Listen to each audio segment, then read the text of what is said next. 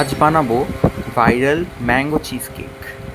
তার জন্য প্রথমে কিছু ডাইজেস্টিভ বিস্কিট, আমি মেরি বিস্কিট নিয়েছি, ভালো করে গুঁড়ো করে নিতে হবে, একদম ফাইন গুঁড়ো।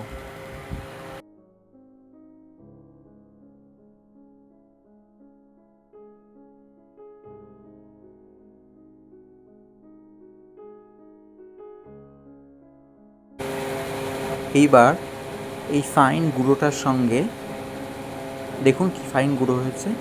এই ফাইন গুঁড়োটার সঙ্গে একটু হট মেল্টেড বাটার, মানে মাখনের গলানো যে বস্তুটা, ভালো করে মিক্স করবো। আমি মিক্সারের মধ্যে মিক্স করে নিচ্ছি, আপনার আলাদা একটা বাটিতে মিক্স করতে পারেন। তারপর যে বাটিটায় আমরা চিজ কেকটা বসাবো, সেট করব, সেই বাটিটায় এই পুরো মিক্সচারটাকে ঢেলে আরেকটি বাটির সাহায্যে ভালো করে চেপে চেপে বসিয়ে নিতে হবে।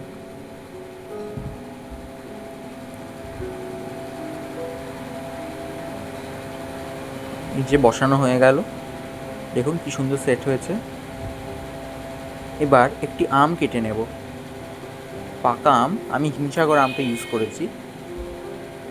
সেটাকে আগে পিস পিস করে পুরো কেটে নেব, আটিটা স্বভাবতই এখানে লাগবে না।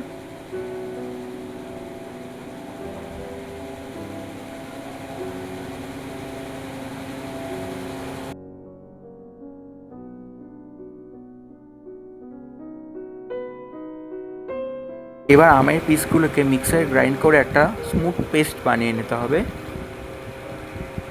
তারপর সেই পেস্টের একাংশের সঙ্গে পনির, বেশ খানিকটা পনির, আমি 200 গ্রাম মতো পনির ইউজ করেছি। আপনারা ফুল ফ্যাট যে ক্রিম পনিরগুলো হয় সেগুলোই নেবেন। একটু টক দই, আমি এখানে 100 গ্রামস অফ টক দই ইউজ করেছি। একটা চিজ কিউব তার মধ্যে, এই চিজ কিউব দিয়ে ভালো করে একটা পেস্ট করতে হবে, একদম খুব সুন্দর স্মুথ হবে পেস্টটা।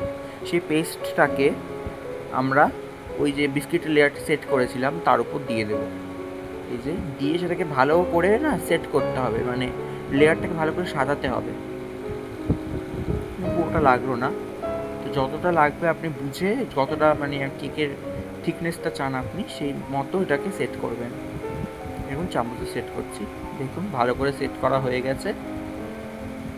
এবার যে বাকি অংশটা উপরে দেবো, তার আগে একটুখানি মধু নিয়ে ছড়িয়ে দিতে হবে।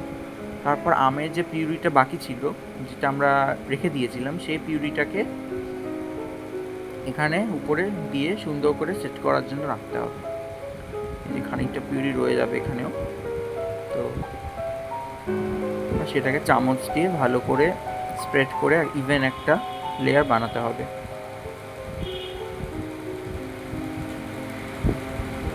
এটা হয়ে গেলে এটাকে 2 ঘন্টা মতো ফ্রিজ করতে হবে ফার্স্টে। যে দেখুন লেয়ারটা হচ্ছে। এবার এটাকে 2 ঘন্টার জন্য ফ্রিজ করে তারপর আমের লেয়ারটা দিয়ে আরও 3-4 ঘন্টার জন্য ফ্রিজ করতে হবে, মানে টোটাল 6 ঘন্টা। এবার দেখুন ম্যাঙ্গো চিজ কেক তৈরি, সানন্দে পরিবারের সঙ্গে খান। আর ভিডিওটা ভালো লাগলে চিলেকোঠা গল্পকে সাবস্ক্রাইব করে দেবেন।